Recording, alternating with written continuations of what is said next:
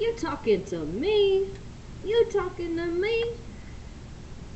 I don't know if you're talking to me or not unless you're using quotation marks. So we're going to talk about dialogue today, and it involves basically just capturing what someone else has said and making sure that you're using the correct punctuation on it. So you should have a piece of paper that looks like this. It has basically all of the rules for dialogue over here that are important for you to know right now. And these are just some examples of how each of these rules actually works in context. And so we're just going to kind of go through these one at a time. I'm going to write some examples. So I would encourage you to go ahead and write down those examples that I do as well. Just keep them in your notes. They'll be good for references for later on. So for rule number 1, basically says quotation marks stop when the direct words stop, and they start up again when the direct quote begins again. So basically, to put that into layman's terms, just put quotation marks around what the person is saying. So look at this one here. I can't tell you Paula whispered because this could be really dangerous. Paula whispered is your dialogue tag. This is not part of the actual speech that's being spoken, and so it doesn't have quotation marks around it. However, I can't tell you because this could be really dangerous is being spoken, so therefore you have quotation marks here, here, here, and then down here. So quotation marks kind of work like shoes. They come in a pair, so you can't really have one without the other. Having one beginning quotation marks and then not another set at the end is basically like going around with one shoe all day. It's awkward, it's uncomfortable, and it just looks really wrong. So same thing goes with your dialogue in written form. If you leave out a piece of quotation marks, it doesn't look right. So don't do that. All right, so we're going to write one example right now. So this is going to be rule number 1, and that's basically just a piece of dialogue that's been interrupted by a dialogue tag. So we're going to have somebody say something, we're going to interrupt with a dialogue tag, and then we're going to say the rest of that sentence. A dialogue tag is composed of the person's name and something like said. He said, she said is basically a dialogue tag. Said is really overused, and so I would encourage you to use other words like, replied, stated, whispered, yelped. I mean, just anything else that can kind of take the place of said, so you're not just repeating the same thing over and over again. If you do use said, use it sparingly, and I would use it with some sort of an adverb added to it, like said with a lisp, or said in a soft tone. That sounds a little bit better than just plain old said. So for this very first one, and I'm just going to kind of pull some sentences from class that we've done together. So if they sound a little weird, they are. Keep in mind, I teach middle school students, and I'm a little weird myself anyway. So some of this stuff is going to be just a little wacky. Okay, so quotation marks around the part that is spoken aloud or is spoken inside someone's head. So here we go. Quotation marks. If I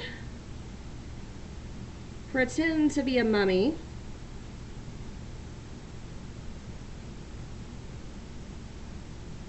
comma, and quotation marks. Now this sentence is not over. This is just the baby part of a sentence. This is a dependent clause, so I'm going to have some more to it. But again, I'm interrupting it with a dialogue tag.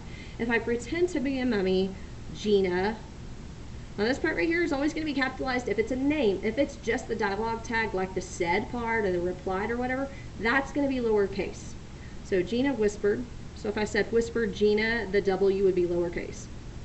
Okay, my sentence is not over yet. I interrupted it, so I'm going to put a comma here, not a period, and I'm going to continue here, and I'm going to put quotation marks again because this Gina is going to start talking again. If I pretend to be a mummy, Gina whispered, maybe they'll forget I'm here. This word is going to be lowercase because it's in the middle of an interrupted sentence.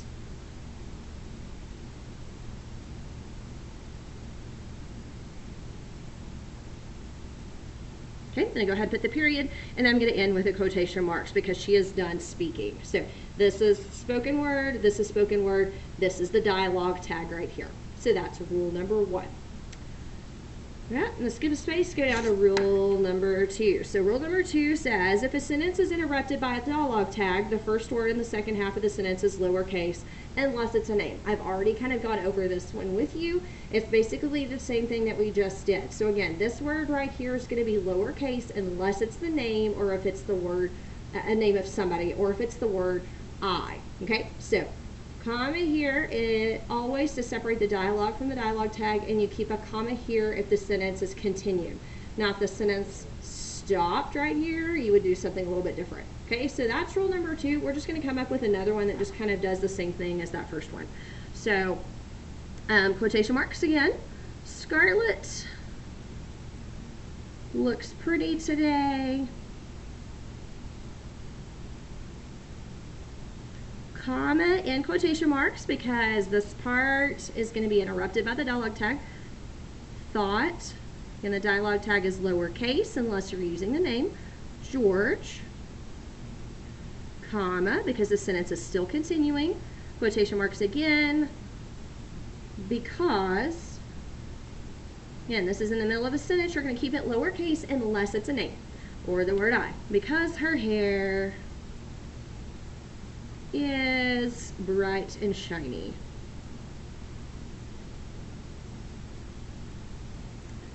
Period in quotation marks. So that's what it looks like when you are writing dialogue with a dialogue tag interrupting. Rule 3.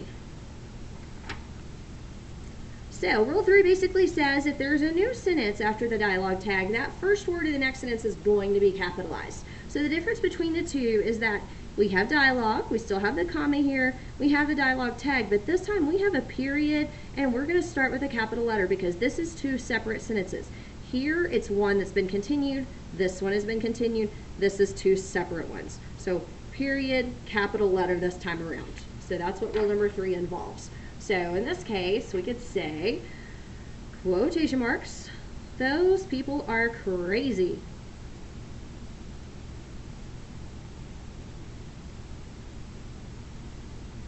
Comma. Again, you're going to always want a comma to separate the dialogue from the dialogue tag, never a period.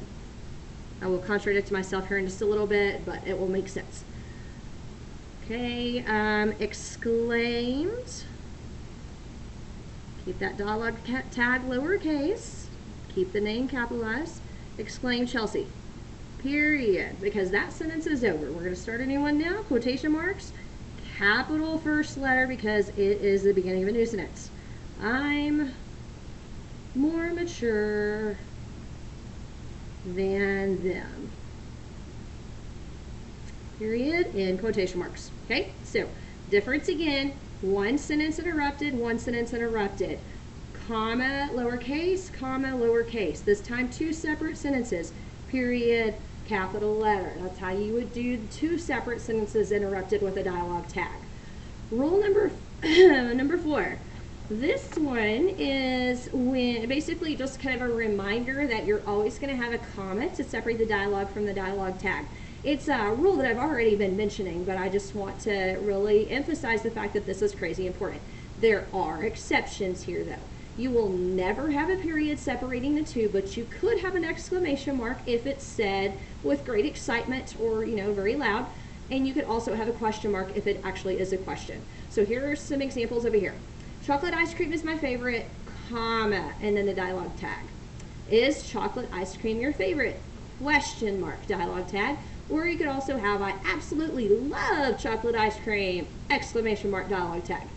And if you do this in reverse with the dialogue tag first, you still have to have the comma to separate.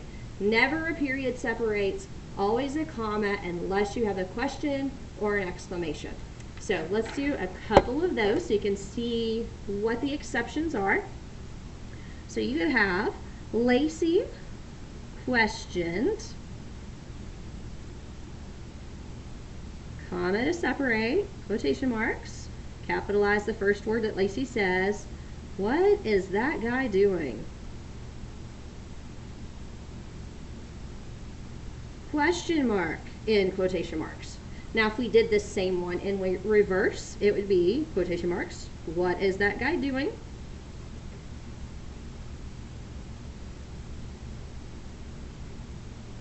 Question mark instead of the comma. Quotation marks. Questioned Lacey.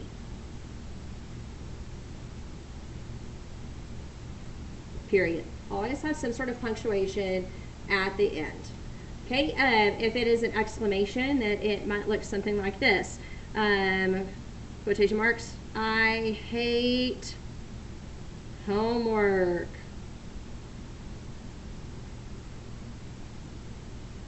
Exclamation mark instead of a comma. Quotation marks. yelled Mrs. Laws. Period. Okay, so that's what you would do with that. So dialogue tag and dialogue is always separated with a comma unless it's a question or an exclamation. You will never use a period there. So rule 5.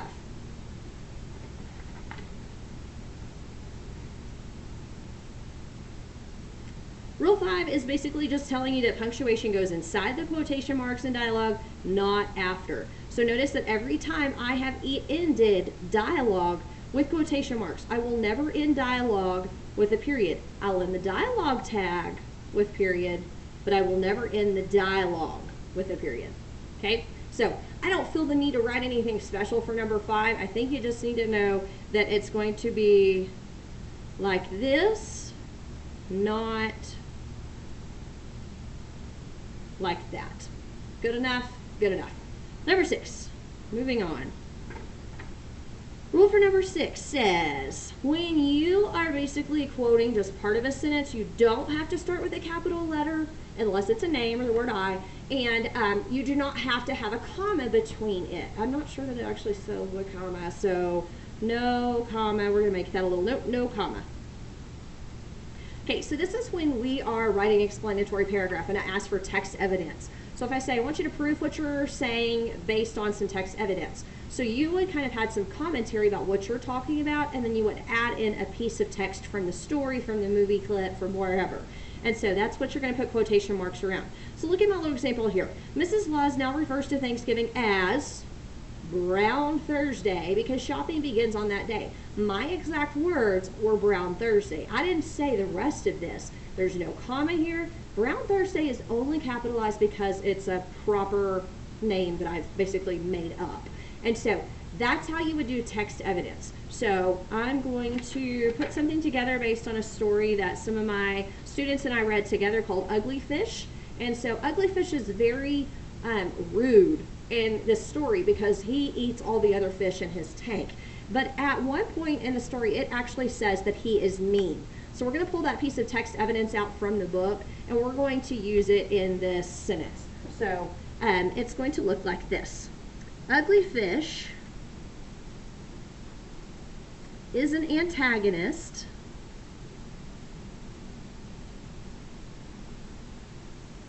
and is described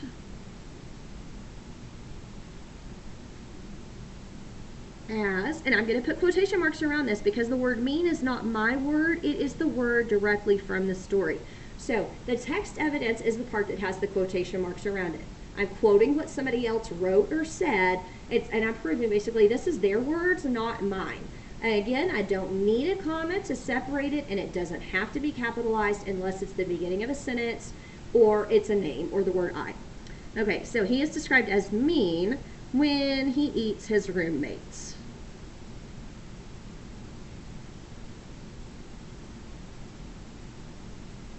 Definitely say mean is a good word to describe Ugly Fish.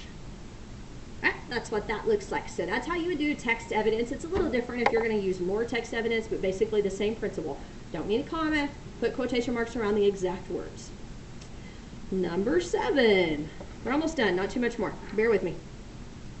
Number 7 is when you have actual dialogue going on. When you have one character talking and then another character interrupts and starts talking. And then basically they go back and forth like that. Or maybe you have somebody new who even butts in and starts talking too. So dialogue is, the rule for that basically is that every time you have a new speaker, you need to begin a new paragraph.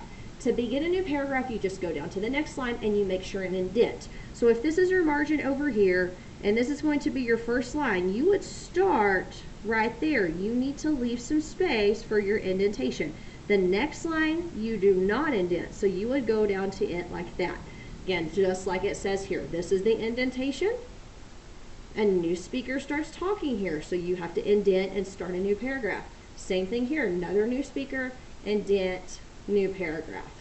Okay, this is what it's going to look like in a book. This is why books are so long, because they have so much dialogue in them. And you do not have to have a dialogue tag every time if it's just a back and forth conversation. But if you go with too much dialogue back and forth, it gets a little bit confusing as to who you're even talking who's even speaking at that point. So if you look at this page, you can kind of see that there's somebody speaking here, and then it jumps to somebody else. I know that because it's a new paragraph and it's been indented over here. Then it goes back to a different speaker and it continues, and then we have another new speaker and it's indented. So every time somebody new talks, it indents, starts a new paragraph. So each one of these is going back and forth between speakers here. It gets a little confusing in here because there are not any other dialogue tags. Dialogue tags are pretty important to kind of help keep us on track. Otherwise, we're going to have to go back up here and figure out, wait, who's the last person that spoke? And then you go back down. Okay, so go back and forth with dialogue. You have to start a new paragraph and indent with each new speaker. So I'm going to show you what that looks like with an example.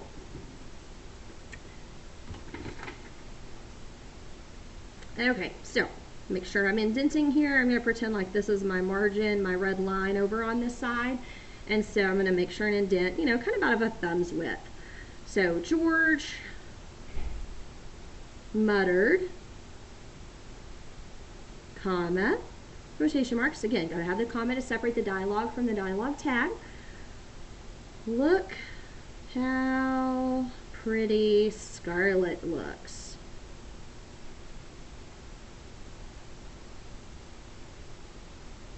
In quotation marks. Okay, George is done talking. Somebody's going to interrupt him now. So what do? I start a new paragraph, and by doing that, I have to go to the next line and I have to indent. Ugh. George is looking at me.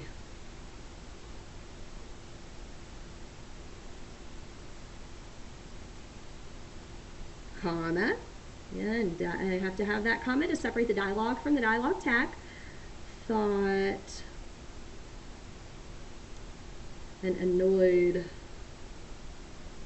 Scarlett. She does not really appreciate the fact that George is looking at her. Okay, period. Gotta have punctuation at the end. And then another, back to George again here, or we could go back to another character. It doesn't matter. Every time somebody interrupts someone else, you have to start a new paragraph and you have to be sure to go to the next line and indent. Okay, so back to George. He's saying, uh-oh, she's on to me. Comma, quotation marks, worried George. And then, my friends, that's what dialogue is going to look like in a story. Goes back and forth, new speaker, new paragraph. Last rule, rule number 8. This is basically going to be called indirect quotations. So this is when you are going to quote somebody else, but you're not going to quote them exactly. It might be changed up a little bit.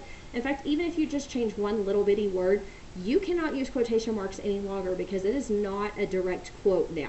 So if you look at these examples here, it might look like Joe said that he would be back later to pick up the car. So if Joe comes and tells me that and I tell somebody else that, this is probably what I would say. This is not what he said exactly. It's my quoting him. So I'm basically paraphrasing him. I'm going to tell Mom that you said I could drive her car. Again, these are indirect quotes. So it's when you say what somebody else said, but you don't use their exact wording. So Coach Green, teacher at our school, a lot of kids say that he has lots of different little euphemisms that he says, and so he likes to use get my drift a lot in class, I guess, to ask, or do you understand what I'm saying? And so if he said that in class, in his social studies class, and then somebody came in and told me, oh, well, Coach Green said this, and they didn't use his exact wording, that's an indirect quote. So we're going to kind of do that.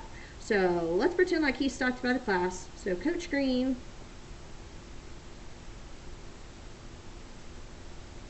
stopped by and asked us if we got his drift. Now, nowhere in here does it have his exact wording. I mean, if we tried to even make a dialogue tag and dialogue out of this, I guess we could do something like that. But is this what he said, if we got his drift? No, those aren't his exact words. So there's no need for a comma. There's no need for quotation marks. So you basically just do it like this, and that's an indirect quote. So I have talked long enough. What I really want you to focus on is the fact that you have to have something to separate the dialogue from the dialogue tag, usually in the form of a comma. You will not ever have a period, but you sometimes can have a question mark or an exclamation mark. Quotation marks have to go around a person's exact words, and if you are going to quote them but not exactly, you're going to paraphrase them, that's an indirect quote. For text evidence, you need quotation marks around the exact quotes from the story, from the text, whatever it is, but you do not need a comma. You don't have to have capitalization unless it's a name or the beginning of a sentence. So, with that being said, I hope that these notes will kind of help you to understand dialogue a little bit more, how to use quotation marks and punctuation in it. And so we'll do a little more talking over this in class. Peace out.